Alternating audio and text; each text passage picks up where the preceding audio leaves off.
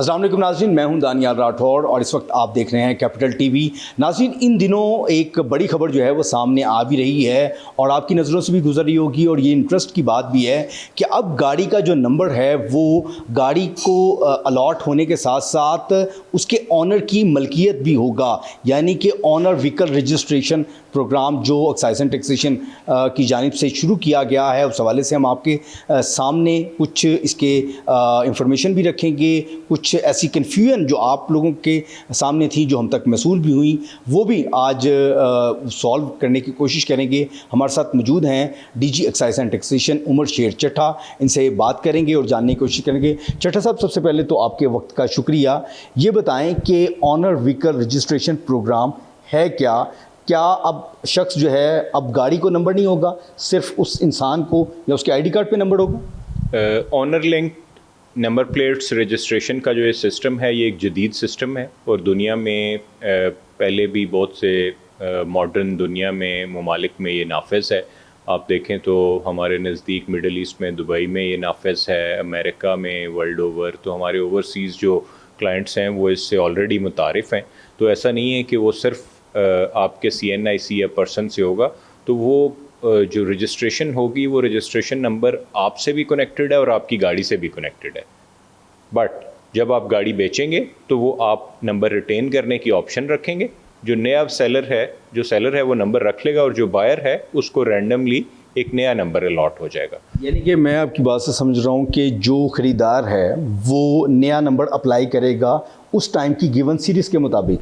ये बिल्कुल, आप जब गाड़ी बेचेंगे तो गाड़ी को नया नंबर लगेगा और आपका नंबर आपकी हद तक रहेगा। और मैं अगर गाड़ी, मतलब मैं से मुराद है कि जो बेचने वाला है वो अपना नंबर रिटेन कर सकता है और वो अगर कोई नई गाड़ी ख़रीदता है या कोई और उसके पास गाड़ी है उस पर वो नंबर लगा सकता है। बिल्कुल इस तरह जी। लेकिन एक्साइज एंड टैक्सेशन को किस तरह से पता लगेगा कि ये नंबर उसके पास मौजूद है और इस पर फलां गाड़ी ही चल रही है? देखें, ऐसा नहीं है कि हमने सिर्फ बंदे की शनाख्त उसमें रखी है, गाड़ी के चेसिस नंबर के साथ वो मुंसलिक होगा। तो जो क्वाइफ अभी भी हमारे पास कंप्यूटर सिस्टम में मौजूद हैं, ये सारे पर्टिकुलर्स भी उसने फ़िल करने हैं।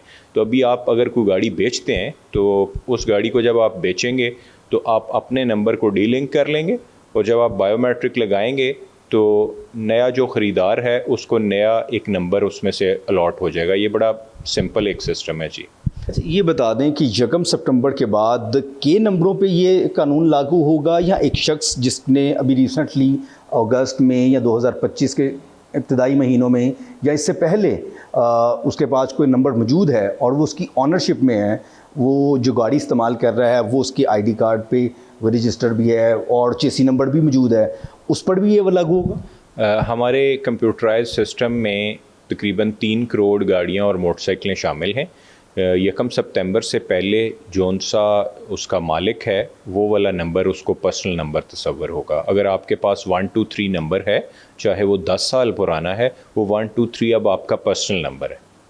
जब आप गाड़ी बेचेंगे तो आप वो 123 को उतार के डीलिंक करेंगे, बायोमेट्रिक करेंगे, आपका वो नंबर ओपन हो जाएगा और आपके CNIC से कनेक्ट रहेगा। और अगला वो जो चेसिस नंबर है उसको हम व्हीकल आइडेंटिफिकेशन नंबर कहेंगे, WIN।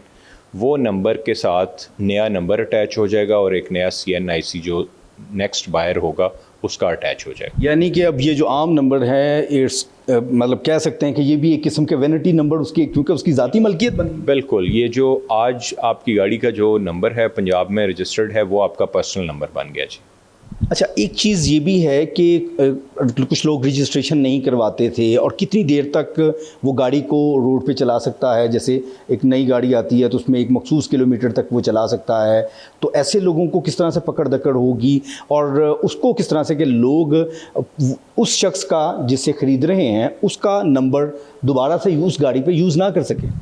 देखें, 30 डेज़ का एक टाइम कानून ने दिया है कि आप गाड़ी ख़रीदते हैं, बेचते हैं, चाहे नई चाहे पुरानी, तो 30 डेज़ के अंडर आपने रजिस्ट्रेशन या ट्रांसफ़र का सिस्टम कंप्लीट करना है। उसके fix kilometre on the road traffic police और उन्होंने 500 किलोमीटर या 1000 किलोमीटर तक का रखा, बट अदरवाइज़ 30 डेज़ में आपने वो सिस्टम कंप्लीट करना है।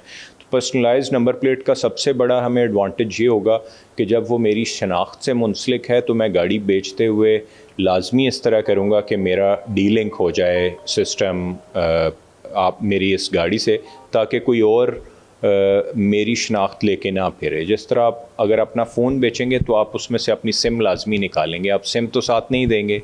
इसी तरीके आप जब गाड़ी बेचेंगे तो आप अपना नंबर प्लेट एक्साइज के डाटे से डे लिंक करेंगे। और अगर आपने गाड़ी बेच दी हुई है ऑलरेडी और अगला ट्रांसफ़र नहीं करा था तो हमारी हेल्पलाइन है 1035, आप उस पर कॉल करेंगे, अपनी शनाख्त बताएंगे। अगर वो गाड़ी आपके नाम हुई, हम उस गाड़ी की रजिस्ट्रेशन सस्पेंड कर देंगे अनटिल कि जो नेक्स्ट बायर है वो आके आपसे रब्ता करके बायोमेट्रिक के लिए लीगली ट्रांसफ़र करेगा उसे। अच्छा, एक सवाल बड़ा लोगों के दरमियान आ भी रहा है, मेरे भी जहन में ये सवाल मौजूद था जब मैं यहाँ आ भी रहा था, कि एक शख्स है जिसके पास 2015 या 2010, लेट्स सपोज हम 2010 का नंबर है, अब वो 2025 में बेचता है।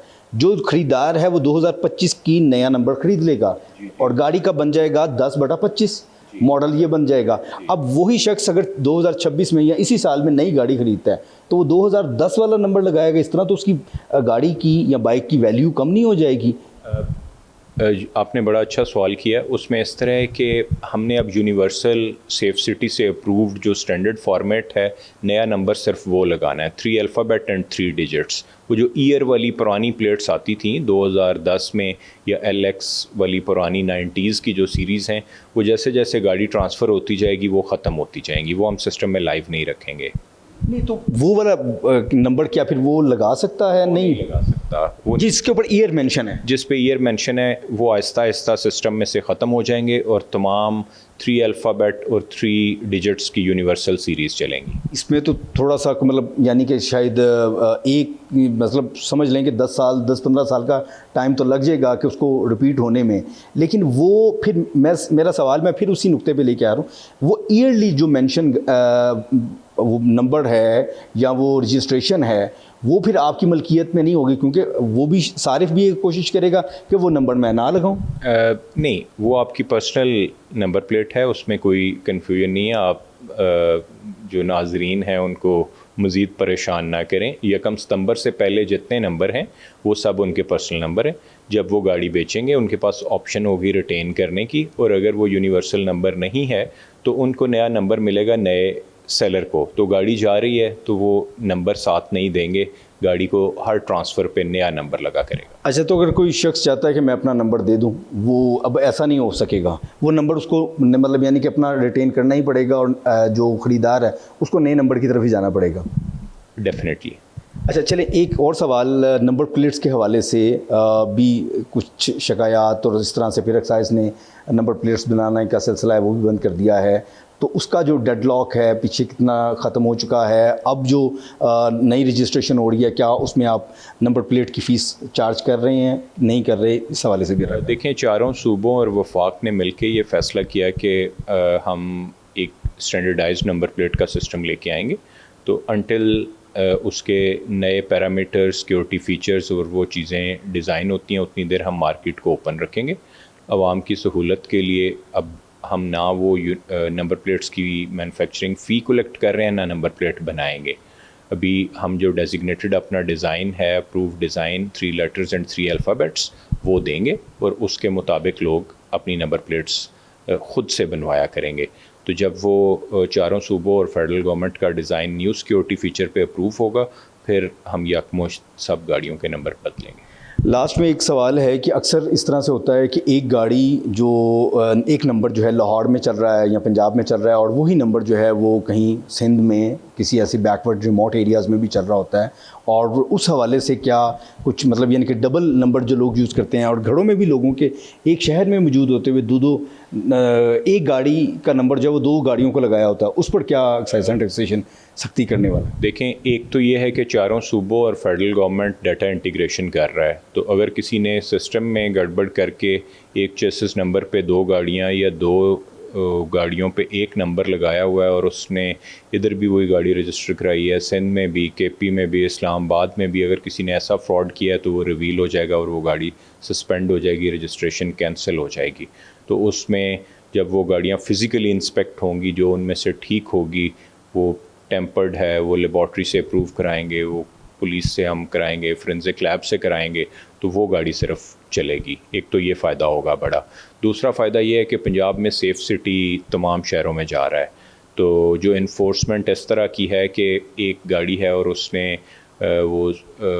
किसी बड़ी गाड़ी पे किसी छोटी गाड़ी का नंबर लगाया हुआ है और उस पर वो फॉर्जरी कर रहा है, उस तरह इम्पर्सोनेशन कर रहा है, वो भी इन्फोर्समेंट का मसला है। तो वो बड़ी आसानी से पकड़ा जाएगा डिजिटली टेक्नोलॉजी के ज़रिए। जी, आप गुफ्तगू सुन रहे थे डीजी एक्साइज उमर शेर चट्ठा, और हमने कोशिश की है तमाम तर सवालात और तमाम कन्फ्यूजन जो ऑनर व्हीकल रजिस्ट्रेशन के हवाले से लोग सवाल कर रहे थे वो हम आपके सामने रखा है। बड़ा ही बेहतरीन प्रोग्राम है और महज़ब माशरों में मुख्तलिफ जो है ममालिक में ये शुरू भी हो चुका है और वहाँ पर कामयाबी से जारी भी है। और पंजाब हुकूमत को भी ये क्रेडिट जाता है कि उन्होंने एक अलग से एक अच्छा इनिशिएटिव लिया है इससे जिससे ट्रांसफ़र होने में या कुछ ऐसी फॉर्जरी गाड़ियाँ जो लोग यूज़ करते थे उनको डबल जो है वो 2 नंबर तरीके से चलाने की कोशिश करते थे, तो उसका भी खात्मा होगा। और आपका जो नंबर है अब वो आपके आईडी कार्ड चेसी नंबर के साथ साथ आपके आईडी कार्ड पे भी होगा और आप जब उसको बेचना चाहें और अपना नंबर रिटेन भी कर सकते हैं। जी।